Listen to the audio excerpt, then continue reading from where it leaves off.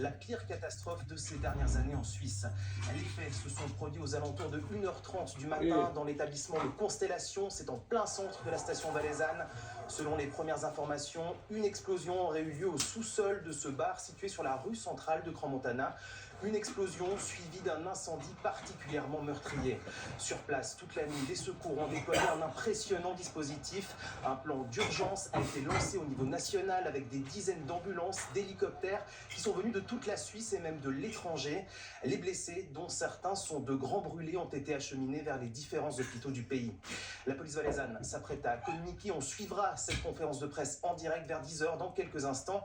Mais je vous propose de nous rendre sans plus attendre en Valais. Vous êtes sur place. Quelles sont vos dernières informations?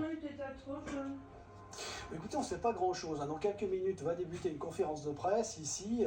On ne sait pas grand-chose pour l'instant. Vous l'avez dit, il y a eu une explosion. Ça, les témoins nous ont confirmé qu'il y a eu une explosion vers 1h30 du matin qui a fait vibrer la station. D'ailleurs, il y a des vitres qui ont explosé au-dessus, dans des appartements au-dessus de ce bar de Constellation. Mais on ne sait pas grand-chose sur les causes de ce sinistre. En tout cas, on peut certainement exclure l'acte terroriste en tout cas, mais on ne sait pas grand-chose et on ne sait pas si on en saura plus à l'issue de cette conférence de presse. En général, ça prend du temps pour pouvoir identifier les causes d'un tel drame. Cédric, vous êtes arrivé tôt ce matin sur place. Quelle est l'ambiance dans la station de Crans-Montana?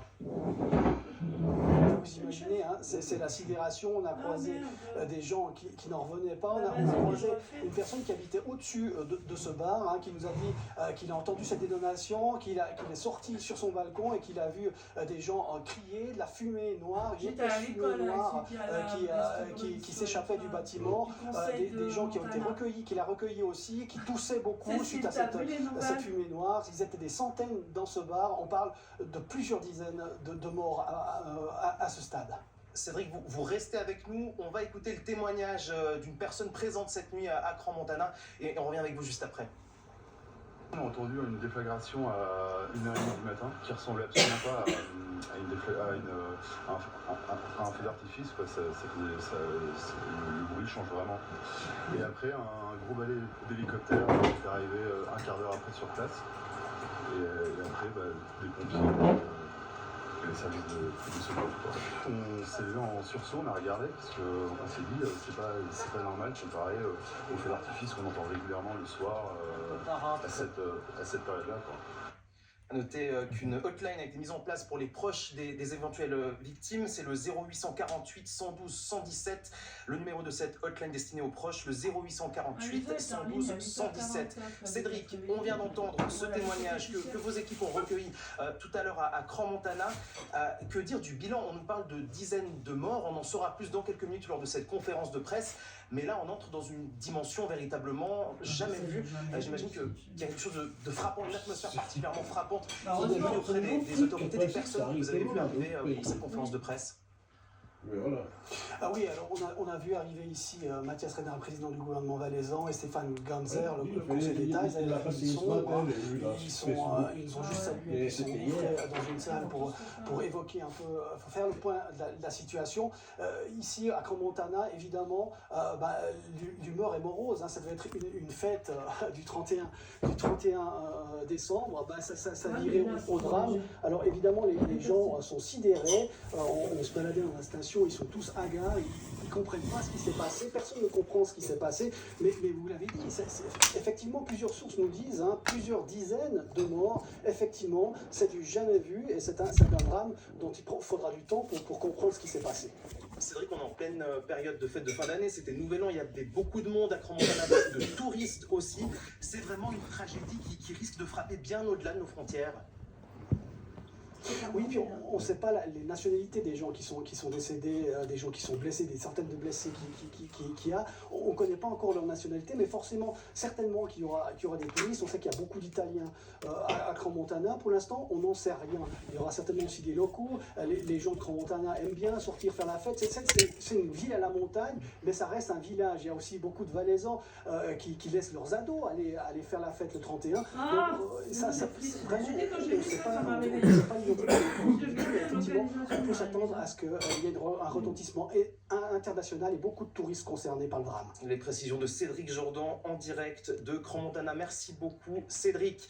On va faire le point en attendant cette conférence de presse qui devrait débuter dans quelques minutes sur les derniers éléments dont nous disposons.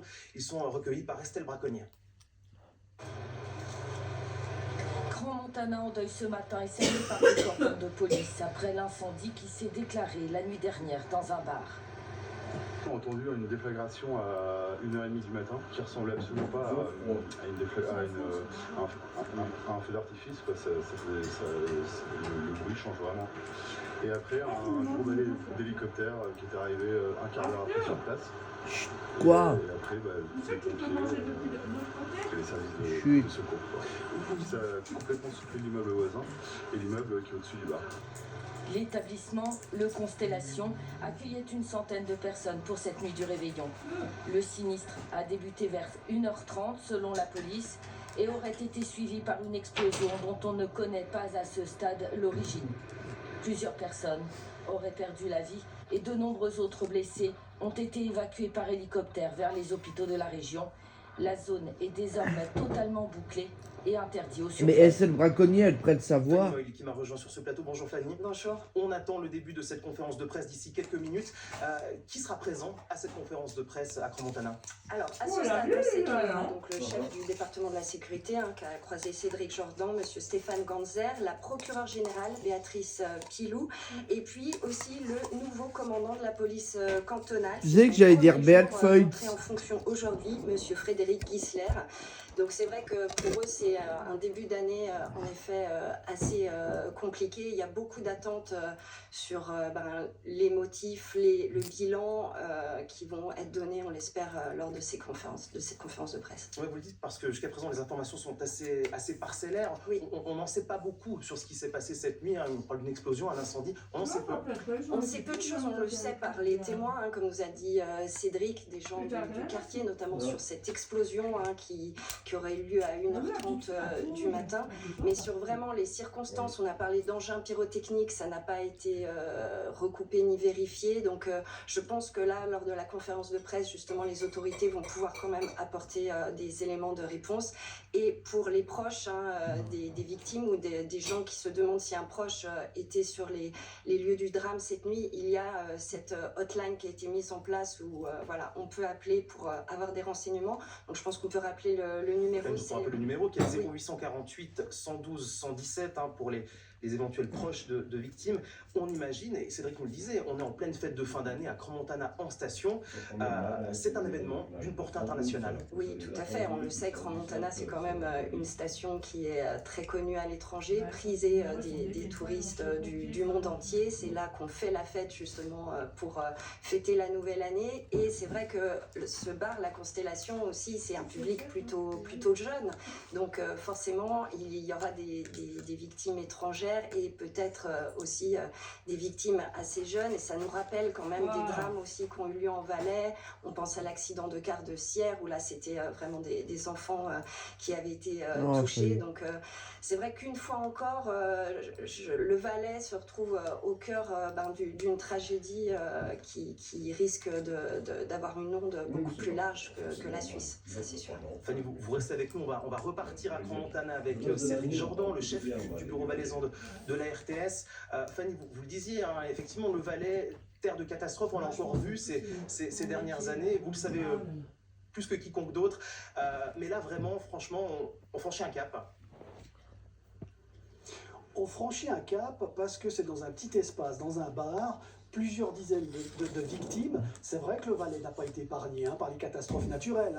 On évoquait les inondations de Sierre, on peut évoquer évidemment celle de Blatten. Il n'y a pas eu de mort, ou il y en a eu un mort pour Blatten. Ça aurait pu être beaucoup plus dramatique, l'effondrement de ce glacier sur le village de Blatten. Ici, on parle de plusieurs dizaines de morts dans un petit bar, dans un bar d'une station de Crans-Montana. Alors effectivement, c'est beaucoup plus impactant, on va dire. Encore. Que dire, Cédric, du dispositif? Vous êtes arrivé ce matin sur place, est-ce qu'il y a encore des hélicoptères? Qu'est-ce que vous observez? Quel est le dispositif de secours sur place? Alors, plus d'ambulances, plus d'hélicoptères, mais par contre, une forte présence de pompiers. On a bouclé le secteur ce matin, le secteur a été bouclé, ils ont mis des bâches pour éviter qu'on puisse voir ce qui se passait à l'intérieur. Il n'y avait pas de traces finalement du drame quand on est arrivé ce matin, mais c'est vrai que les gens nous ont raconté qu'il y avait un balai d'ambulance. Oh, regarde qui c'est qui est là à la télé. Il y avait vraiment une ambiance de sidération tout au long de la nuit, de 1h30 jusqu'à 4-5 Qui heures du matin. Ça a été Qui vraiment ici très difficile. Avec cette particularité de la période aussi, on le sait, les hôpitaux valaisans débordent. Les fêtes de fin d'année, c'est la période où on